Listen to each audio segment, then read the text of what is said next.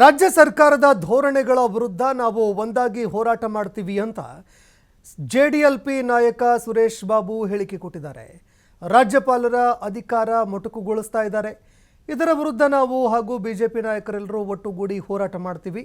ಸದನದಲ್ಲೂ ಸರ್ಕಾರದ ವಿರುದ್ಧ ನಾವು ಹೋರಾಟ ಮಾಡ್ತೀವಿ ಅಂತ ಸುರೇಶ್ ಬಾಬು ಅವರು ಹೇಳಿಕೆ ಕೊಟ್ಟಿದ್ದಾರೆ. ಈ ಬಗ್ಗೆ ಸುರೇಶ್ ಬಾಬು ಅವರ ಜೊತೆ ನಮ್ಮ TV5 ಪ್ರತಿನಿಧಿ ಎಲ್.ಎನ್. ಸ್ವಾಮಿ ಅವರು ಮಾತನಾಡಿಸಿದ್ದಾರೆ ನೋಡಿ. ರಾಜ್ಯ ಸರ್ಕಾರದ ಬಜೆಟ್ ಅಧಿವೇಶನ ಸಿದ್ಧತೆ ಮಾಡ್ಕೊಳ್ತಾ ಇದೆ ರಾಜ್ಯ ಸರ್ಕಾರ. ಮತ್ತೊಂದು ಕಡೆ ಮೈತ್ರಿ ಪಕ್ಷದ ನಾಯಕರು ಹೋರಾಟಕ್ಕೆ ಸಿದ್ಧತೆಗಳನ್ನು ಮಾಡ್ತಾರೆ. ಈ ಬಗ್ಗೆ ಮಾತನಾಡಿಕೆ JDLP ನಾಯಕರಾದಂಥ ಸುರೇಶ್ ಬಾಬು ನಮ್ಮ ಜೊತೆ ಇದ್ದಾರೆ. ಸರ್ ನಮಸ್ತೆ. ಯಾವ ವಿಚಾರಗಳನ್ನ ಇಟ್ಕೊಂಡು JDS ಶಾಸಕರು ಸದನದಲ್ಲಿ ಸರ್ಕಾರವನ್ನು ಇಕ್ಕಟ್ಟಿಗೆ ಸಿಲುಕೋದಕ್ಕೆ ಸಿದ್ಧತೆ ಆಗ್ತಾರೆ? ಇವತ್ತು ಎಲ್ಲ ರೀತಿಯಲ್ಲಿ ಈ ಸರ್ಕಾರ ಎಲ್ಲ ಇಲಾಖೆಗಳು ಕೂಡ ಸಮರ್ಪಕವಾಗಿ ನಿಭಾಯಿಸಲಿದಲ್ಲಿ ವಿಫಲವಾಗಿದೆ.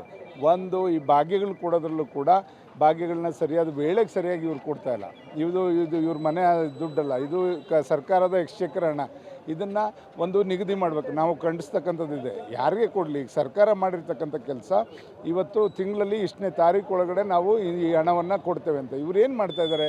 ಯಾವುದಾದ್ರು ಚುನಾವಣೆ ಬಂದಾಗ 3 ತಿಂಗಳದು 4 ತಿಂಗಳದು ಒಟ್ಟಿಗೆ ಕೊಡುವಂಥ ಕೆಲಸ ಇದೆಲ್ಲದನ್ನು ಕೂಡ ಮಾಡ್ತಾ ಇರೋದನ್ನ ಖಂಡಿಸಿ, ಒಂದು ವೇಳೆ 5ನೇ ತಾರೀಕು ತಿಂಗಳಲ್ಲಿ 5ನೇ ತಾರೀಕು ಒಳಗಡೆ ನಾವು ಈ ಹಣವನ್ನು ಹಾಕ್ತೇವೆ ಅಂತಕ್ಕಂಥದ್ದನ್ನ ಇವ್ರು ಘೋಷಣೆ ಮಾಡಬೇಕು. ಇವ್ರಿಗೆ ಬೇಕಾದಾಗ ಇವ್ರು ಕೊಡ್ತಕ್ಕಂಥದ್ದೇ ಇವ್ರ ಪಕ್ಷದ ಹಣ ಅಲ್ಲ, ಇದು ಸರ್ಕಾರದ ದುಡ್ಡು, ಜನ ತೆರಿಗೆ ಕಟ್ಟಿರ್ತಕ್ಕಂಥ ಹಣ.